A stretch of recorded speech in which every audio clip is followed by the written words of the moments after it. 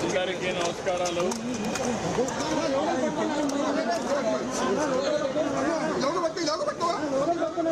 Okay okay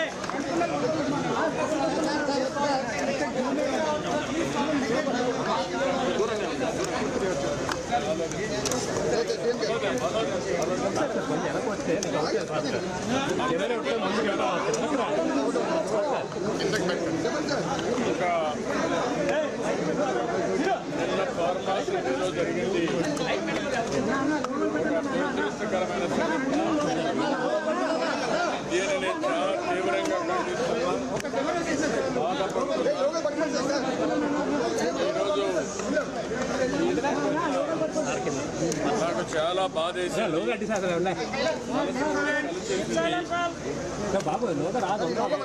ఈ ప్రభుత్వం అన్ని జాగ్రత్తలు తీసుకొని గడచిన ప్రభుత్వం చేసిన వ్యవస్థల్ని సర్వనాశనం చేశారు.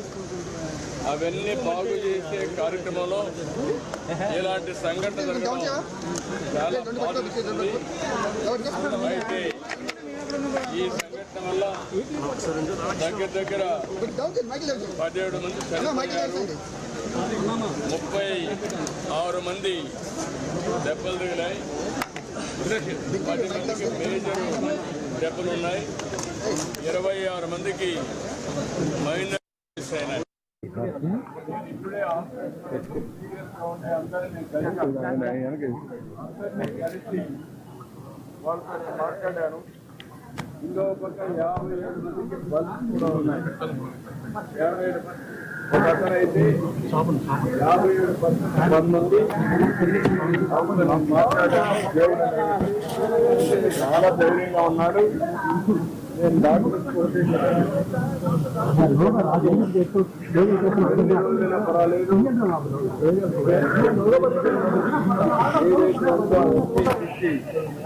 అతను మళ్ళీ నార్మల్గా రావాలి. దానికి మేము కూడా ఎప్పటికి కూడా మానిటర్ చేస్తాం. ఇంకొక అతనికి 24% బంధువులు ఉన్నాయి, ఇంకొక అతనికి 12% ఉన్నాయి, ఇంకొక అతనికి 10% ఉన్నాయి. నలుగురితో ఉన్నారు. 7 మందితో మాట్లాడాను. ఒక ఆయన షాప్లో ఉన్నాడు, ఆయన కూడా ఇప్పుడిప్పుడే రికవర్ అయ్యాడు, బాగానే ఉన్నాడు. అందరితో మాట్లాడిన తర్వాత డాక్టర్తో కూడా పర్సనల్గా ఆదేశించారు. ఎట్టి పరిస్థితిలో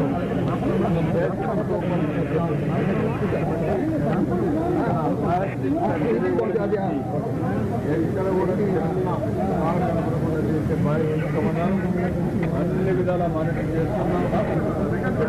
చాలా దురదృష్టకరమైన సంఘటన. దీనికోసం చనిపోయిన కొంతవరకు రూపాయలు చూసాం. అదే సమయంలో సీరియస్గా ఇంజనీర్ జరిగిన వారికి 50 లక్షలు ఇస్తున్నాం. మైనర్ ఇన్సూరెన్స్ 25 లక్షలు ఇస్తున్నాం. ఏ మాత్రం కూడా ఎవ్వరికీ ఇబ్బంది లేకుండా ఆ కుటుంబాన్ని ఆదుకునే బాధ్యత కూడా తీసుకుంటాం. విశాఖపట్నం నాకు మనసుకు దగ్గరైన స్థితి. 2 రోజులు ఏ విధంగా చేసామో మీరు అందరూ చూశారు. ఎప్పుడూ ఒక మంచి పని చేస్తే గుర్తుపెట్టుకునే స్థితి. ఇలాంటి స్థితిలో నేను మొత్తం ఈ యొక్క సేఫ్టీ మెజర్స్ ప్రక్షాళన చేయాలి. భవిష్యత్తులో ఎలాంటి సంఘటన జరగకూడదని ఆలోచించే సమయంలో ఒక దురదృష్టకరమైన సంఘటన, బాధాకరమైన సంఘటన జరిగింది. ఏదేమైనా దీన్ని ఇదే చివరిది కావాలని నేను కోరుకుంటున్నా. అన్ని విషయాలు మళ్ళీ అక్కడ నేను మాట్లాడతాను. ఇక్కడ చూసిన తర్వాత పేషెంట్లను మేము చూసిన తర్వాత 100 మంది రికవరీ ఒక ఆశాభావం వాళ్ళు చూస్తే వచ్చింది. మీకు కూడా నేను చేసేది ఇలాంటి సంఘటన జరిగినప్పుడు ఈ విషయాలను ప్రజలకు కుటుంబ సభ్యులకు కూడా మనం అండగా ఉండి మళ్ళీ వాళ్ళు మామూలు వ్యక్తులుగా తయారు చేసే వరకు ప్రభుత్వం అండగా మేనేజ్మెంట్ ఉంటుంది. మేనేజ్మెంట్లో జరిగిన అవకతవకలు కూడా ఏమైనా కూడా అధ్యయనం చేస్తున్నా. అది సెపరేట్గా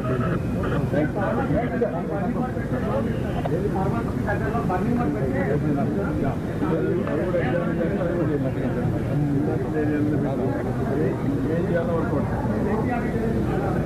సేఫ్టీ ఆడిటర్ పెడతాను అంటే నేను చెప్తున్న ఇంకా నేను బ్రాడ్గా ఉండే రికమెండేషన్ తీసుకుంటా. దాని పేరు ఏం చేయాలో పగడ్బందీగా చేయడానికి అన్ని చర్యలు మన అన్ని 2 యాక్సిడెంట్స్ ఉన్నాయి. పరిహారం తాత్కాలికం, జరిగిన నష్టం పరిహారం రూపాయలు కుటుంబాలు సర్వైవ్ కావాలి. శాశ్వతంగా ఇలాంటి జరగకుండా చేయడం మన బాధ్యత.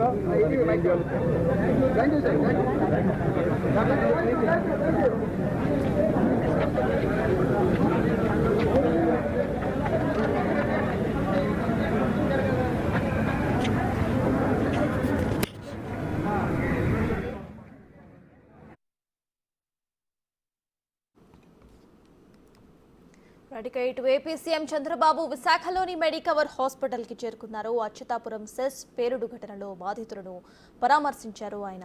ఇక ఆ తర్వాత బాధితుల కుటుంబ సభ్యులతో కూడా ఆయన మాట్లాడడం జరిగింది. ఎక్స్గ్రేషియాను ప్రకటిస్తామంటూ కూడా ఆయన మాట్లాడడం జరిగింది. అయితే ఎవరికి ఎంత మొత్తంలో చెల్లిస్తామనేది కూడా బాధితుల కుటుంబ సభ్యులతో ఆయన మాట్లాడడం మనం ఇందాక చూసాము. ఇక మరికొద్ది సేపట్లో ఏపీ సీఎం చంద్రబాబు అటు ఫ్యాక్టరీకి వెళ్లి కూడా పరిశీలించబోతున్నారు. ఈ ఘటనలో ఇప్పటి వరకు 18 మంది మృతి చెందారు. అయినా కూడా ఫ్యాక్టరీ యాజమాన్యం మాత్రం ఇప్పటి వరకు స్పందించలేదు, అటు మాట్లాడే ప్రయత్నం కూడా చేయలేదు. అయితే ఇప్పుడు ఏపీ సీఎం చంద్రబాబు అటు ఫ్యాక్టరీకి వెళ్లి కూడా పరిశీలన చేసే అవకాశాలు కనిపిస్తున్నాయి. ప్రెసెంట్ ఆయన బాధితులను పరామర్శించి అటు ఫ్యాక్టరీకి స్టార్ట్ అయినట్టు మనకు తెలుసు.